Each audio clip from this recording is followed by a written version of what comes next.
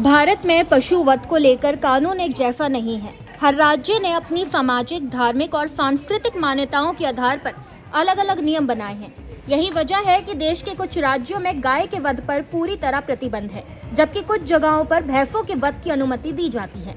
बिहार, झारखंड, ओडिशा, तेलंगाना, आंध्र प्रदेश, तमिलनाडु और गोवा जैसे राज्यों में गाय और बछड़ों के वध पर सख्त रोक है। हालांकि इन राज्यों में कुछ शर्तों के साथ भैंसों के वध की अनुमति मिल जाती है।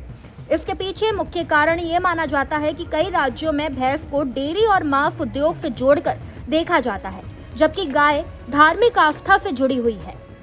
दूसरी तरफ केरल, पश्चिम बंगाल, अरुणाचल प्रदेश, मणिपुर, मेघालय, मिजोरम, नागालैंड, त्रिपुरा और सिक्किम जैसे राज्यों में गायों के वध पर पूर्ण प्रतिबंध नहीं है। यहाँ तय नियम और लाइसेंस के तहत पशु वध की अनुमति दी जाती है।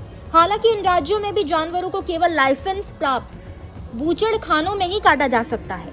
भारत में पशु वध से जुड़े कानूनों का मकसद सिर्फ धार्मिक भावनाओं की रक्षा करना नहीं, बल्कि पशुओं की सुरक्षा और अवैध कटाई को रोकना भी है। यही कारण है कि बिना लाइसेंस या अवैध तरीके से पशु काटने पर कई राज्यों में सख्त सजा और जुर्माने का प्रावधान है।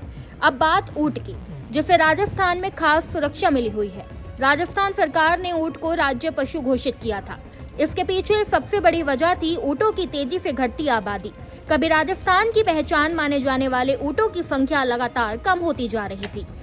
इसी चिंता को देखते हुए सरकार ने ऊंट संरक्षण कानून लागू किया। इस कानून के तहत राजस्थान में ऊंट की खरीद, बिक्री, तस्करी और वध पर सख्त प्रतिबंध लगाया गया। यानी राजस्थान में ऊंट को काटना कानून अपराध माना जाता है। सरकार का मानना था कि अगर समय रहते सख्त कदम नहीं उठाए गए तो आने वाले सालों में ऊंटों की संख्या बेहद कम हो सकती है। राजस्थान के टोंक जिले में करीब 150 साल पुरानी ऊंट कुर्बानी की परंपरा भी इसी कानून की वजह से बंद कर दी गई। कुछ साल पहले प्रशासन ने इस पर रोक लगा दी थी। इसके बाद ये मामला काफी चर्चा में भी रहा। दरअसल ऊंट सिर्फ एक जानवर नहीं, बल्कि राजस्थान की संस्कृति और पहचान का हिस्सा माना जाता है। रेगिस्तान में परिवहन से लेकर पर्यटन तक ऊंट की अहम भूमिका रही है। यही कारण है कि राज्य सरकार इसे बचाने के लिए लगातार सख्त कदम उठा रही है।